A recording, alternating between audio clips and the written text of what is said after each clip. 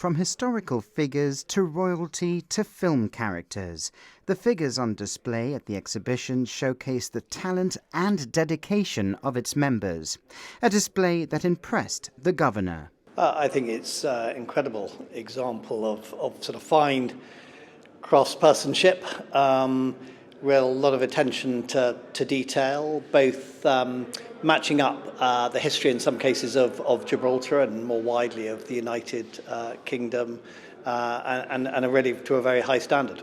The Society's chair spoke of the hard work of simply setting up the exhibition. Nearly everybody will have displays from at home that we basically think on the ideas that we would like to actually exhibit, and it's a matter of putting everything together. Remember that it's strenuous because we actually have to assemble in 3 days, then exhibit for 5, and then disassemble everything in 2 days. So it's quite a feat. It's hard work, but it's enjoyable. Alan Montegrifo and Carl Alessio brought the Battle of Waterloo to life. The figures are mine. It's a collector's for quite a few years, right? There's over 1,000 figures, believe it or not. And basically what happened is that Carl is going to join forces with some friends of his to do war gaming. So he had done the terrain, right? But he didn't have the figures. So he came to me and said, look, Alan, I've got this done. If you bring the figures, we can set this up. Originally, I've been collecting the 28mm for quite some time, but I've always wanted to learn how to play Napoleonic battle tabletop gaming. So what I basically did, I did a bit of research and looked what's the best size of a table, and the best size was 6 foot by 8 foot. So I thought, oh, no way, where am I going to put that? So I was in my workshop at work, I did the table, did the terrain, I looked at a lot of maps of Waterloo, obviously to try and get the buildings and the roads, and obviously the hills I couldn't put in because the figures will end up falling over, so that probably within time.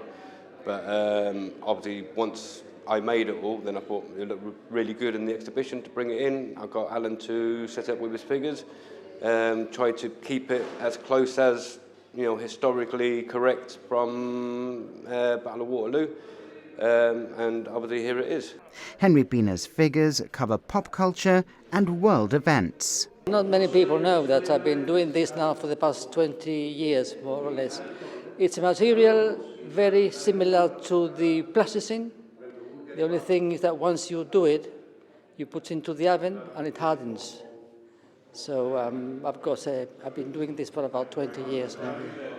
Albert Falsoon's figures are varied and in incredible detail. I've been doing them for about 10 years. I can easily say 10 years to 15 years, yeah. I like all periods of history, but my favorite is the Napoleonic Wars. Joe Martinez talked us through his figures. Well, my display this year decided to go on the Napoleonic Wars, primarily Napoleon himself. I think I was inspired by Joaquin Phoenix's interpretation of him. And basically, it's just doing some battle scenes. I also included Trafalgar and Nelson's victory. And basically, it was just that, the Imperial Guard from Napoleon. And yeah, it took quite a while to put together, but yeah, enjoyed and very satisfactory. Frank Coombs described the work that went into his display. I started collecting as a normal collector, buying them, and then I started making my own uniforms because you can't get every single regiment that exists. So I'm a big fan of the late Queen, and I decided sometime last year to represent a figure that represents the Queen. And then I said, well, I'm going to put it on horseback, and then I did the Duke, and then from there, gradually, I started doing the Grenadier Guards, as you see in the background there. The exhibition is open until Friday.